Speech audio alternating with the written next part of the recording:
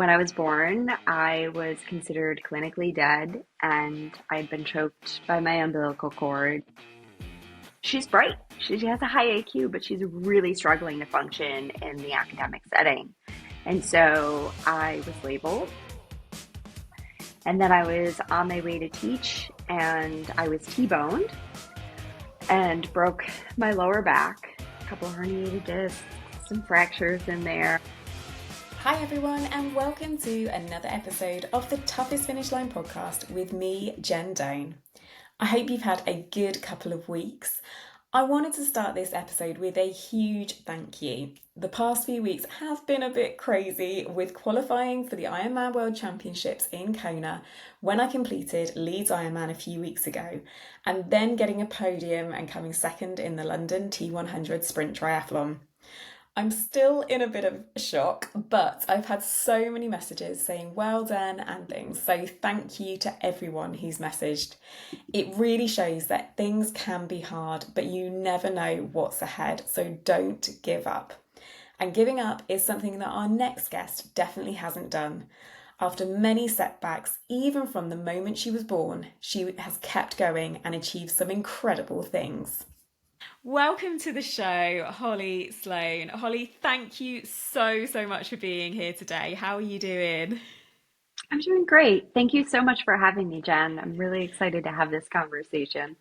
No worries. We are so grateful for your time and sharing your story because I'm super excited to be speaking to somebody who has been to multiple world championships in different sports. So we've got gravel bike, but also 70.3 world championship spots. And your story starts right back from very first day that you were born, wasn't it? So are you happy to start there and just explain what happened from the day one, really? Sure. So, I think there's this pattern that you'll see to my story, but understanding that foundational beginning is really important to it. And so, when I was born, I was considered clinically dead and I'd been choked by my umbilical cord. And my doctors were, I think kind and compassionate with my parents, but they definitely let my parents know that there was a very good chance that I was going to be pretty limited cognitively. They encouraged my parents to consider institutionalization. And my parents didn't opt for that. And when I came home, I definitely was on some, like a machine, and it was probably a lot for my parents to handle. I would frequently stop breathing and just pass out. And that continued until I was probably around 9 or 10, which is pretty late for that to continue to occur. And I remember it happening. But I think it kind of tells the story of from the jump, my nervous system wasn't regulated. Yeah, and so what does that look like for you when you're saying your nervous system isn't regulated? What does that exactly mean? Yeah, so I mean, at first it was just I would stop breathing, and my parents had to go through a process to get me to start to breathe again. But as I was older, if I became upset, I couldn't regulate. And Right. so, and I wasn't good about using others around me, that co-regulation that's really important for kids. Hmm. And Yeah. so my body had kind of been wired from day one to freeze or fawn, and I would just stop breathing. So, and not well known thing that sometimes happens, and kids do outgrow it, and I did, but it definitely taught me some poor breathing patterns, and sport actually really helped me relearn how to breathe correctly Wow. and how to hold that space for myself. So it was definitely an interesting process. And as you say, a lot of children do grow out of it, but for you to actually remember that, how was it coming out of those episodes and coming round again after stopping breathing? I mean, It's just kind of like coming out of a sleep, I guess. It's Right. how I Okay. Okay. remember it. Yeah. I felt much calmer at that point and more relaxed, but Yeah. it it it didn't faze me much, at least from what I can recall. I'm sure it was terrifying for anyone around me, and I Yeah. remember seeing the panicked looks, Yeah. but it it was just part of my experience. So I didn't know any different, right? Yeah. So I Of just course. was like, oh, okay, yep, I'll go play now. Wow. And so you were just back up, functioning and able to go again straight away?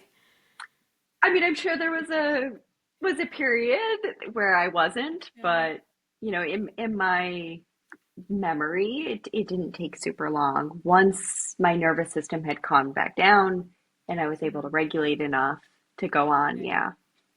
Yeah. Wow, gosh. And yeah, as you say, it must have been incredibly scary for your parents watching that and having to respond to that of their little girl. It's incredibly scary. And I know when we spoke, when we had our call before this podcast, I know that growing up and school life was uh, a challenge, wasn't it? And that's one of the reasons why you wanted to come and speak and just share how things were when you were growing up and you were in school, to hopefully support other people who might be going through similar to what you were going through. So, shall we just have a chat about that? About what was school life for you? Yeah, so I mean, I think as far as childhoods go, I think, my family side of the story can be very relatable for a lot of people. So my parents deeply love me. They supported me in a lot of ways, and they were working really hard to build a better life for themselves and their children. But they were still healing from their own trauma and some generational dysfunction pieces there. So, before I got into school and then through that process at home, I grew up in a house that from the outside looked very normal, but there was dysfunction at home, and I had to learn to rely on myself a lot for support and safety, and I didn't see a lot of self-worth for me. So I really learned to be responsible for me and to try to self-regulate on my own. And I struggled to take up space. And that's hard for a kid because now as an adult, I have all of the words to be able to say, "Hey, I'm struggling with this. I need help with that." But really I learned that I wasn't necessarily worthy of that help. And there was just this inequality and favoritism kind of that I wound up playing out with my sibling and I. And Right. but at the same time, like I'm super grateful. My parents loved me. They were doing the best that they absolutely could. Yeah. They had made leaps and bounds, but at the same time I became fiercely independent Hmm. and unwilling to kind of ask for help and support. So Right. through high school, later on, I worked multiple jobs, and I I knew that that was kind of going to be my path. And there's some other, right, there's that school side of things that we're gonna get to, and Yeah. I think that comes full round, and I can connect it to sport. But so right from the jump, I'll say in kindergarten, I really learned that school was not for me, Okay. and I didn't feel like I fit in or belonged. I definitely had some experiences with teachers that made me feel like, okay, I hear you. You're not thrilled to have me. And I mean, I had a lot of energy as a kid, and Yeah. I'm sure I didn't always display that in the most calm manner in a classroom. But in middle school, I reached a point where I was evaluated because they're like, look, we can tell she's smart, but she's struggling. And so I went through that process, and that is it's intensive, right? Like if you're doing an evaluation, that's a long, tedious process, and I really gave it my best effort. And they came back and kind of said, like, look, she's bright. She has a high IQ, but she's really struggling to function in the academic setting. And Okay. so I was labeled.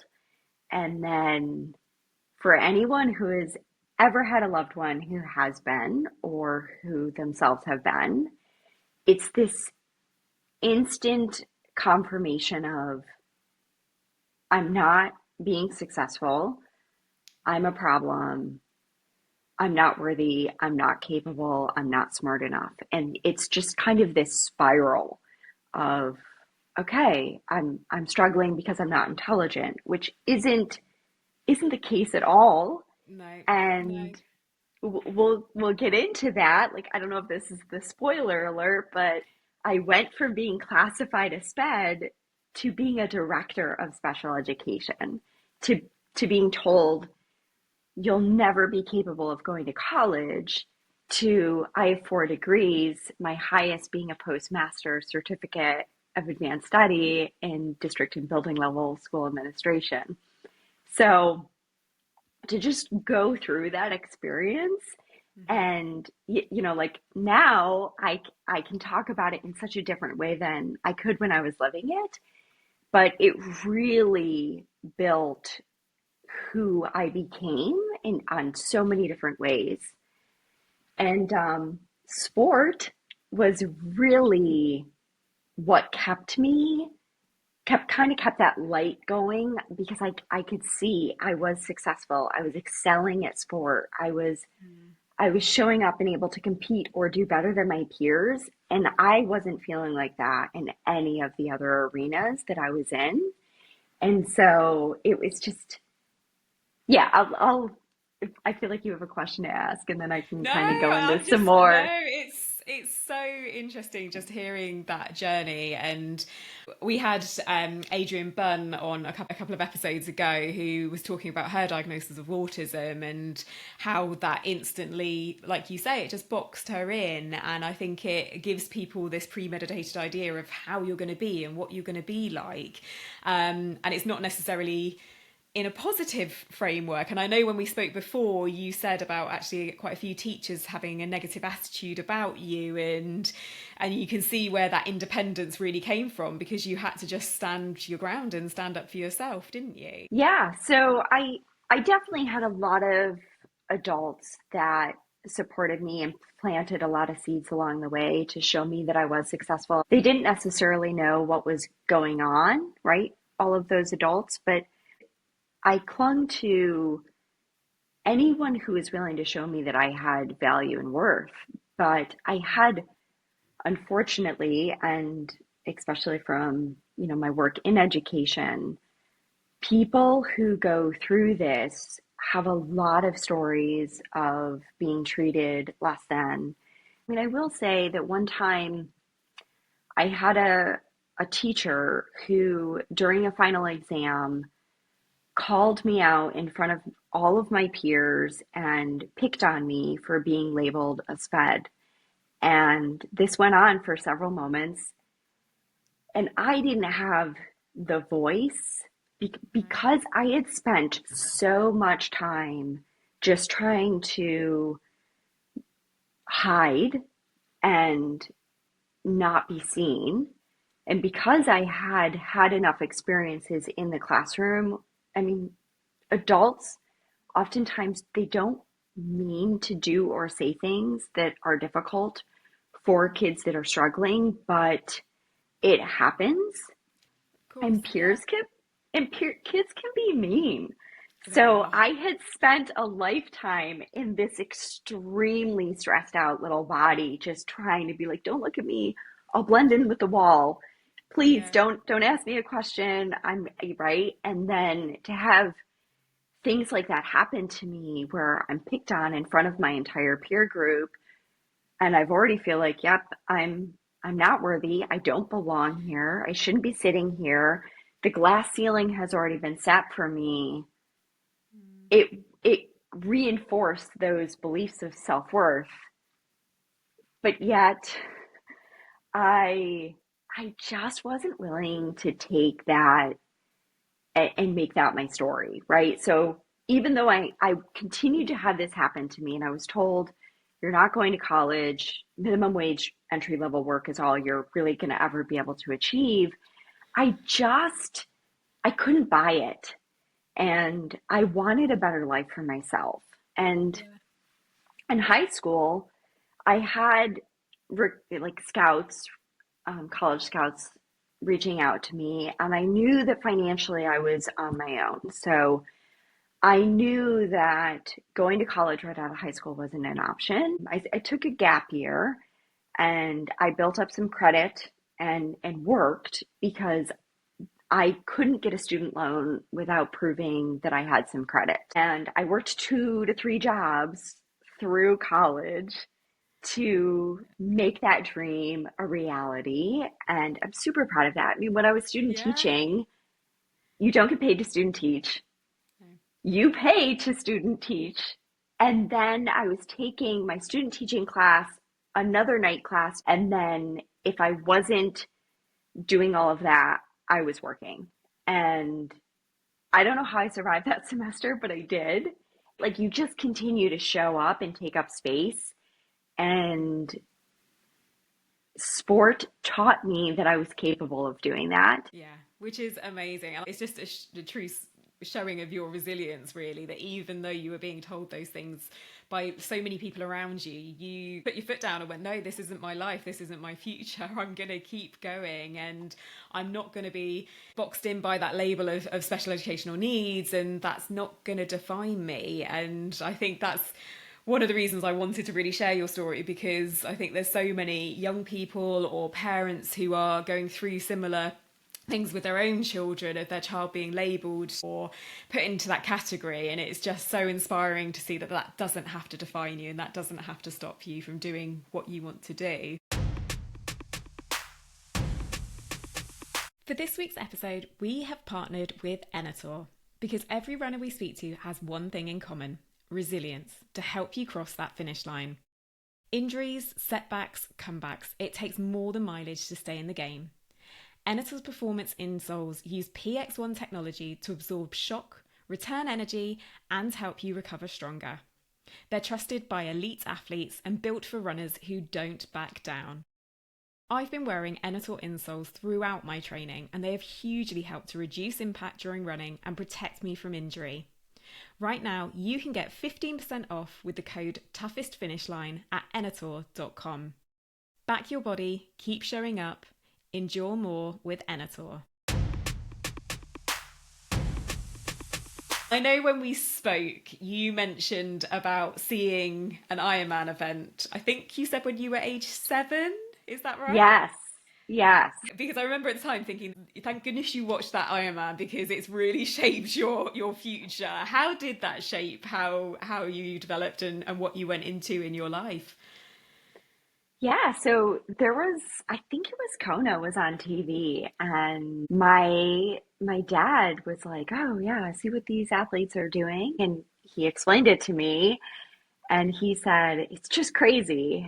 And in my head, it's like, "No, that's awesome. I want to do that someday." So I think like the fabric of endurance sport has always been built into me. I've always loved to run and play and kind of push those limits athletically, like physically. That's always been just a part of me. And I had someone once tell me, like, we loved watching the soccer games that you would play in because you were the kid that would, if the ball wasn't in your area, you were like, oh, running around doing cartwheels, having a blast. So I think I've always been wired that way. And Yeah. as I aged, when I was working towards my bachelor's, I was finally able to afford to sign up for some races and do some racing. So I did a marathon, and then I really wanted to get into triathlon, so I started to weave that in, and I did a sprint triathlon. on this. I mean, you want to talk about not having any tech. My bike was this really old Trek mountain bike. It's what I had. It was Yeah. it was the lowest end thing, and I just compiled what I could, and I still went out and did it. So even though I wasn't able to compete in collegiate sport, I really eventually found how can I weave this into my schedule. But I think when it is you clearly your passion, your thing that gets you going and that you really can enjoy and relate to, you find that time, don't you? It becomes that priority that is going to help you get through day-to-day life and those challenges that you were going through growing up. If you found your niche, and it again, a couple of episodes back we were talking exactly the same thing about another athlete finding running. That was her thing, and it got her through the bullying and through the challenges. And so this might be a really difficult question to ask, but what was it about sport that hooked you in so much? Yeah, so I mean I loved to play soccer as a younger kid, but really I loved to run. I loved the freedom of it. And then when I started to see success and I had teammates that were really good role models for me, and all of a sudden I mean really it was about the fact that I could take up space there. And it was really healing for me to just be able to clear my mind. No one was asking me something that was going to stress me out ever. I had guidance and support and direction, and I was able to successfully complete that and excel. And it was just that sense of community that I think so many of us gravitate towards. The high fives from teammates when you're doing a relay and you see that success. And I still see that play out today when I race. I mean, if you think about it, if you're out there on course and someone gives you a high five or they tell you you're doing awesome, it lights you up. You have all of a sudden this next level energy that you didn't have 5 seconds ago. And it carries you on. And so those pieces were so important for me. And I'm so grateful for all of those memories and connections that I was able to make, back then and even Yeah. now. Yeah. It's wonderful to have that sense of community around you. Absolutely, yeah. And having just done Leeds Ironman last week, I put out a huge thank you to the volunteers and the spectators because they are the ones who help get you round. And it's that community that even if you're not racing, family and friends who are watching it, they're part of it and they get the adrenaline rush from it as well. And they're cheering on people they have no idea who they are, but that sense of fulfillment and enjoyment is huge in races, isn't it? It's a big part. And so, sport was obviously a big thing for you. You were working through it and finding that pleasure and that enjoyment and finding you, I guess. And then something pretty horrific happened in the form of a crash, didn't it? Shall we go through what happened there? Yeah, I feel like we're just unfortunate circumstances, but I graduated and I was working and making, good money, so I felt some stability there. And then I was on my way to teach and I was T-boned and broke my lower back, a couple of herniated discs, some fractures in there, and my orthopedic surgeon was great, but he was also a realist. And so he's like, listen, I need you to understand there's a really good chance you will never run again. Mountain biking is not an option, either is skiing. But in my head, I was like, nope, watch me. I will run again. I've got this goal in my mind of things I'm going to do. Let's build a team around me so we can make this happen. And I found an amazing PT that really was sport focused and an osteopath. And I worked with the whole team and I took everything they told me very seriously. Everything they told me to do at home, I was doing. I was showing up for my sessions, ready to work, ready to do things. And the first time I ran successfully, without pain for a minute, I knew I was like, nope, this is it. We're good. It's going to take some time, but I'm going to get back at it. And Wow. so I appreciate that people in the medical field will oftentimes try to help you set realistic expectations. Of course. But I think for so many of us, it's just we know ourselves, and endurance athletes are really good at finding that limit and pushing through it. And I had spent a lifetime doing that. So for me, it was like, no, you're not going to box me in. You're not yet again going to tell me what I'm going to do. I will work through this and be successful. I mean, it's just incredible how positive you remain, because when sport was your almost your lifeline, it was helping you through day to day life, and yet you could have gone down a path that was very destructive, and obviously what happened with breaking your back is incredibly traumatic. And just that mental resilience to go, no, I'm fighting this and I'm going to keep going is so inspiring and incredibly motivating to me and others. Of even when horrific things do happen, finding those professionals who can help you and they support you, and not being afraid to look at other options and test those limits, isn't it? Yes, yes. But I do want to say, even though I kept showing up, and I think this is true when we're training for something, you show up to the workout and you're like, oh, I don't know if I can hit that pace. I don't know if I can do that. There was still a lot of self-doubt, or I'd have days where I'd really struggle, or I'd be in pain, or I'd be questioning things. And so I definitely at times was self-destructive. And so I had this like functioning, I'm doing well, I'm going to keep moving, I'm going to keep making progress. But then I would self-sabotage in a lot of ways as well. And I think that's because progress isn't this straight line.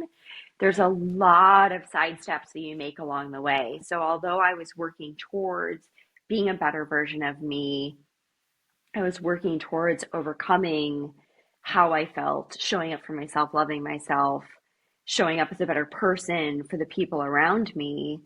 It wasn't always easy, but I can look back now and give myself a lot of grace and love and compassion, because I can see the progress that I made over time. But when you're in it, sometimes you can't, and sometimes you're angry. Like, why would Of this course. happen to me? Yeah. Yeah. And so on those days, if you were in that self-destruction mode, or that, why am I here? Why has this happened? Was there anything particularly that helped you keep pushing forwards and keep that motivation there? I think just everything that I had experienced, and all of those little pieces when I had been told no, or you're not capable, or support didn't show up, I knew that I could stand grounded and support myself. Even if I was struggling to do so, I just kept believing that I was capable, that I would find a path that would work. I was willing to continue to take up space in places where I was told I didn't belong, and Hmm. hope that eventually I would actually feel like I did. And I think that's that line of always being willing to step outside of your comfort zone. Yeah, yeah, definitely. And having that faith in yourself that it's okay. And if you do give it a go, it may not happen, but at least you've given it a try, and you never know where you could end up, isn't it? And what can come from it. So it's just, Yes. yeah, how resilient you are, and that determination that shines through, Holly, is amazing, and definitely something that I'm going to take on to my future races. Of, you can do this, Jen. What you've been through and what you've got through previously, you can keep fighting and keep going with it. And I mean, we were chatting just at the start of this call about some of the events that you've gone on to do. So you've done gravel bike world championships. Well, I have raced gravel worlds. I've done a ton of gravel races. The Rift in Iceland. Like I just Wow. I'm so grateful that I was able to really build this life and this foundation and find a very supportive husband who's always up for my shenanigans. Like I'm always the one saying, "Hey, have you seen this 200 plus mile race in the Flint Hills of Kansas?" And there's all these technical sections. This sounds like a ton of fun. Let's sign up for it. And he's like, "Oh, okay. Perfect." And I've always looked for those challenges and not knowing if I'm going to be successful, but willing to put myself out there Yeah. and be okay with the fact that I might not be successful. But it's led me to these beautiful bike vacations or these beautiful races that I've been able to do that are more than just about the start line or the finish line. It's Yeah. about the entire experience that you get to have. It's all the training, all the Yeah. growth, and then you show up at that event, you're like, "Oh, this is awesome." And I've done 6 Ironmans now. So Wow. Kona will be number 7, which is interesting because I dreamt of, right, like I saw Kona when I was 7 on TV. So it's very It's full meant to circle. be, it's meant to be, isn't it? And so we will come back to talk about Kona in just a minute, but I just wanted to touch on the fact because you mentioned obviously you went through evaluations for special educational needs growing up, but then you went to go and work with children who have special educational needs, didn't you? And so how was that? And did you find that a lot of the things you went through you were able to then share with the children you were working with? That's a great question. Um, so this conversation is probably the first time I've really publicly ever had this conversation. So one-on-one, sometimes with kids or families, yes. But I felt like so much of the work that I was there to do was about supporting that family and that child through their experience. And so I wanted to hold a space for them and Mm-hmm. their story. And I didn't want it to be about me and my story. But a lot of what I tried to do behind the scenes Yeah. was think about my experience as I went through and how do we support kids and families differently? How do we hold that compassion and kindness? Because I mean, when you're in it, it hurts and it's hard. And I think educators do such amazing work. I experienced that a lot when I was a kid. I had a lot of educators that helped me in ways that were far beyond their job, right? So I needed to set up a bank account because I needed to be able to manage my money. And I was terrified to do that. And I didn't have someone to go with me. So they went with me to the bank and they sat with me. And so many educators do that all the time, right? They go on home visits and they find ways to show up and plant that seed of support for that child or that family. And so I just tried to be that. And I tried to advocate as much as possible through a variety of different ways for how do we show up for kids. And it's just, it's very meaningful work. And anyone who's in education or any type of human service type of work, they're typically just amazing people and they deserve a hug.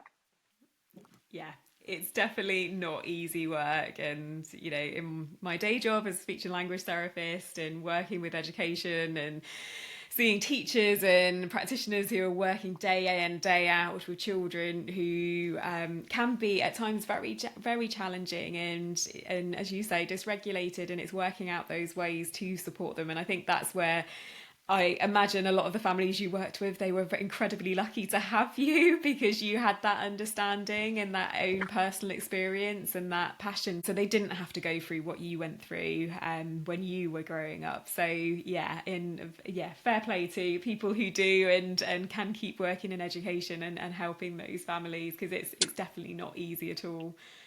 Yeah. And I think, I think we have these amazing people doing amazing work. But when you talk to kids when they're experiencing it, Kids would often say things to me like, I'm just a sped. No one cares about me. I'm not going to be successful. I don't have value. And it's holding that space and also trying to work through and understand that the system that was created to give kids access has now changed and our kids' needs are different. We're not just talking about access now. And I think we all know that we need to make shifts to help kids on several different levels. And we just need to continue to work through that and make progress there to better support them, to better support their families. Yeah. The there's so many nuanced pieces now that come into and that we're far more aware of now that come into a child being successful. But it's really hard when you're not regulated or when you're terrified of being called out in those spaces to actually show up and be able to show what you know. And so it becomes this self-fulfilling downward spiral sometimes. And so I hope that by me sharing this story, it's a really clear indicator that that is not your story. If someone else is trying to set that glass ceiling or tell you this is out of love or I don't want to see you get hurt, they can think those things, but you keep going. You keep pushing that boundary because you're very capable and every single goal that you want, you can absolutely achieve.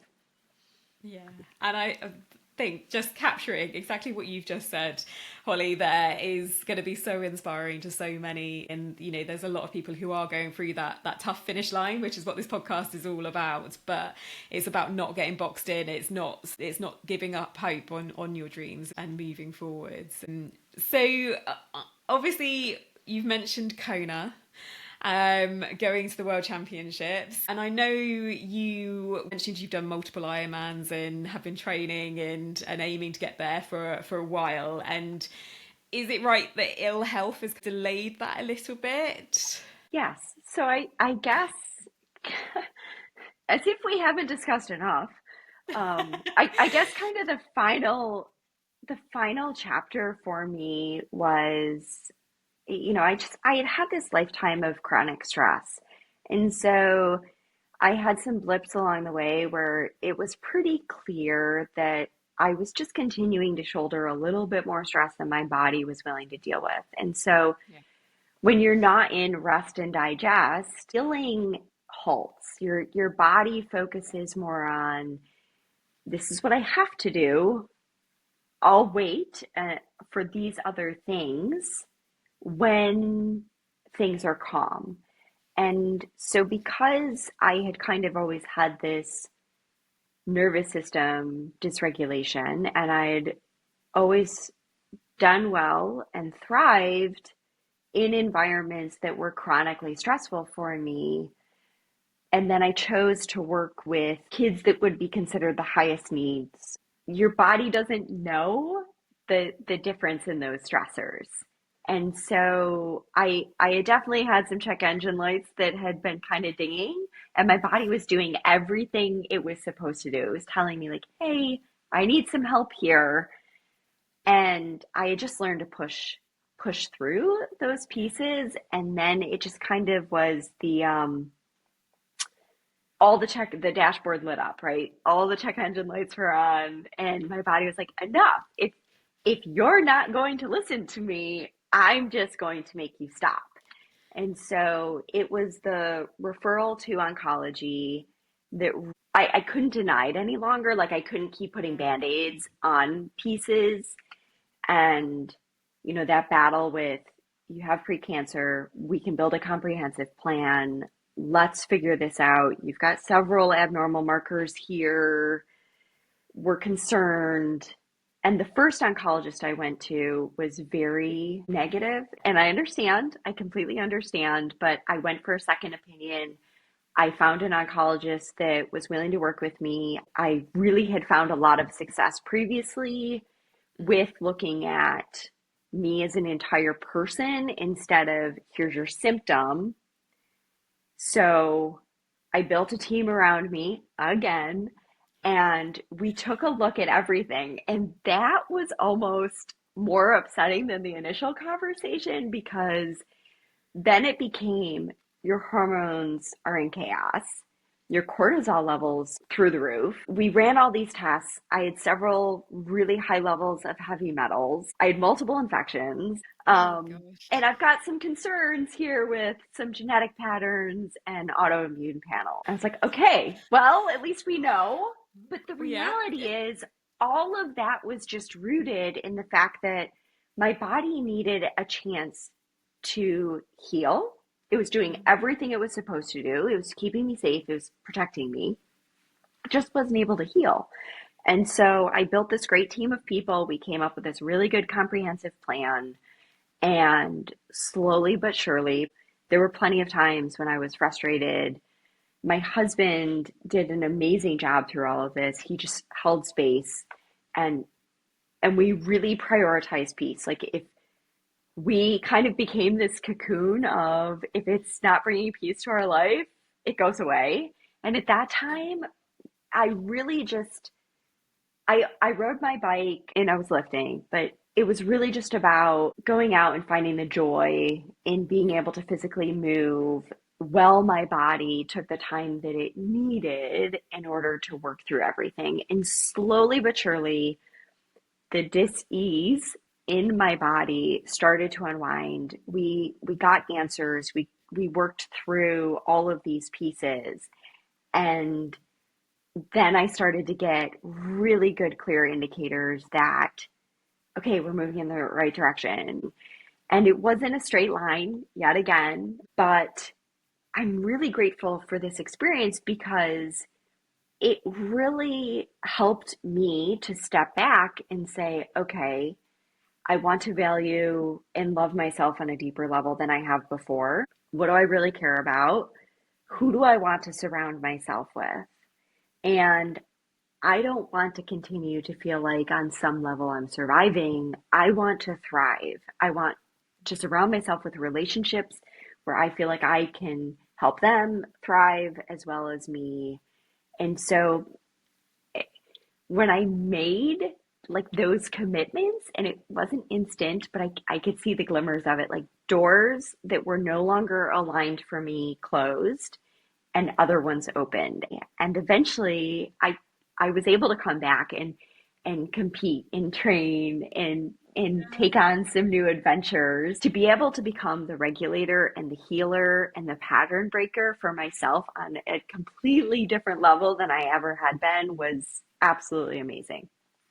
It's just incredible. I mean, I guess when your body has been in that fight flight mode throughout your whole life and that build up over such a long period of time, it just implodes, doesn't it? And it gets to a point where it can't fight off infections and all these things that are coming in, and is the sign that you just need to surround yourself with those people who are fruitful and supportive in your life, and not adding to the stresses, and supporting the things that you're enjoying and that you find your passion with. So it's amazing that you were able to take that time out and find that health and that well-being again, so you could get back to the things that you were loving so much. So thank goodness you have that fight in you, just to keep going, because everything you've been through, it could have set you back in so many ways, and it's just truly inspiring to see how you can keep going. And so yeah, so let's come on to Kona then. So you are going to be racing. It's not long now. I think it's 10 weeks now, isn't it?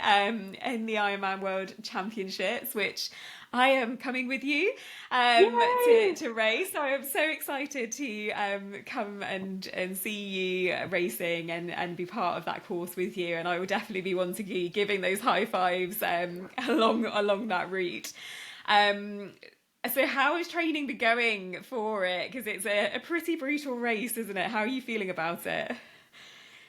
Yeah, I feel good. I mean, I think like any athlete, I've had some setbacks here and there, but that's part of the process. It's Yeah. part of working through it, right? So it hasn't been a perfect build up, but Mhm. I'm enjoying it. I love spending time out there training, and I have some great training partners that I'm super excited to have. When Ironman Foundation reached out, I wasn't really sure that I was going to take the slot, and then I wasn't sure if, I think sometimes when you hear other people's stories and you think, oh, well, their story's so inspiring. What value does my story have? And I worked through that. I was like, come on, stop.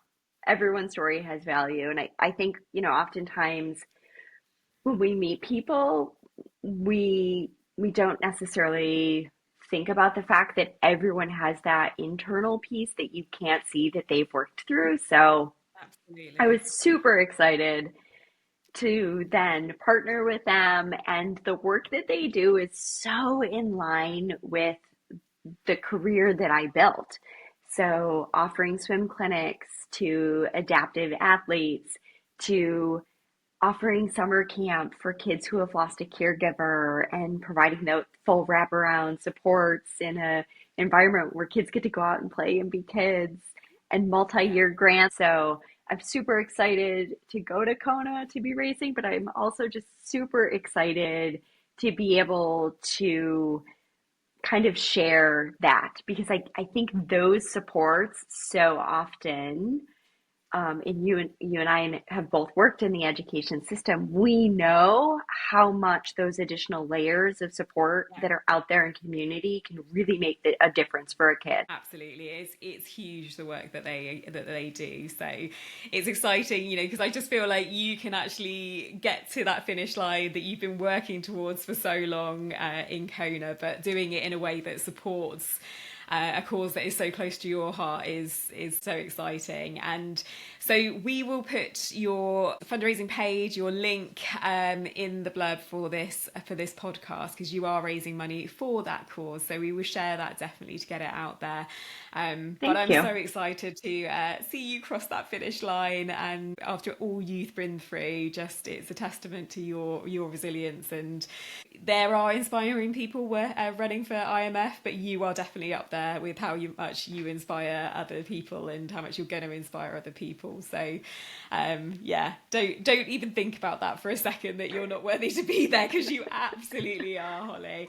So, how can people follow your story, Holly, if they want to follow your journey and find out more about you? How would they do that?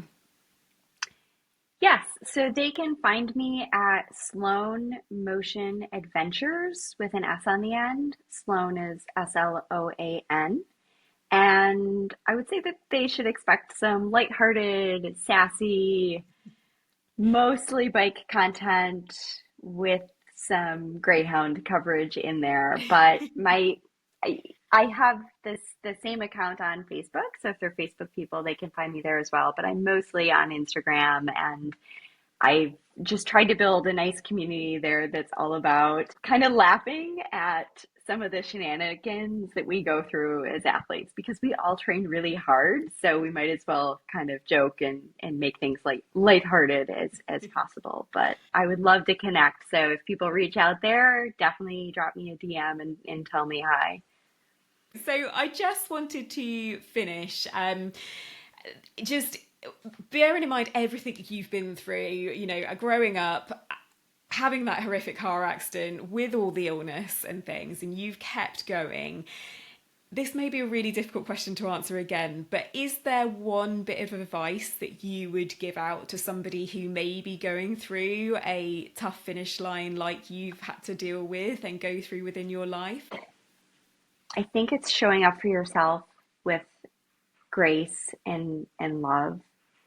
And if you can get to the point where you can observe what you're going through, and even if you're falling apart, try to find some positive in that. Like I talk about the fact that as all of those test results were coming in, and it was just like, and this, but to say, I'm really grateful that my body is letting me know, because I do get another finish line, because my body is telling me, excuse me, we need to fix these things. And so if you can find the silver lining or the gratitude for what you're going through, and just continue with that mindset, you will get through it. You will find success, and just surround yourself, love yourself, surround yourself with love, but then continue to bring people into that fold that are only encouraging you and supporting you and telling you that you hold high value. You know, I think don't focus on anyone who's telling you, the naysayers. If they're saying, no, that's not realistic, you can't do that, or, not showing up in that supportive way, still love and care about them, but they're not your core group. So just keep finding those people, and you can get through that, and you will. And when you get to the other side, you'll be grateful, and you'll have this whole new version of you that you didn't even know was possible before. Oh, Holly, I think that's just that clip in itself is going to be so inspiring to so many people. And I think we need to spread it far and wide because it is about finding those people and just finding that silver lining, isn't it? To just keep you going and gripping onto that really, really hard and holding it tightly to keep pulling you through and help you come out the other side. So Holly, thank you so much for all your time today. I am so grateful. It's definitely so inspiring for me, and I know it will be to so many other people. And I cannot wait to see you cross that finish line in Kona. And yeah, can't wait to see where you end up going next. So thank you so much. Oh, thank you so much, Jen. It's been a great conversation. I'm so appreciative of our time together, and that you've created this podcast to hold space for people to share these kind of stories. It's amazing. Oh, thank you. I think it's just about helping everybody, isn't it? And giving those people those opportunities if they're struggling. So thank you Yes, so much. absolutely.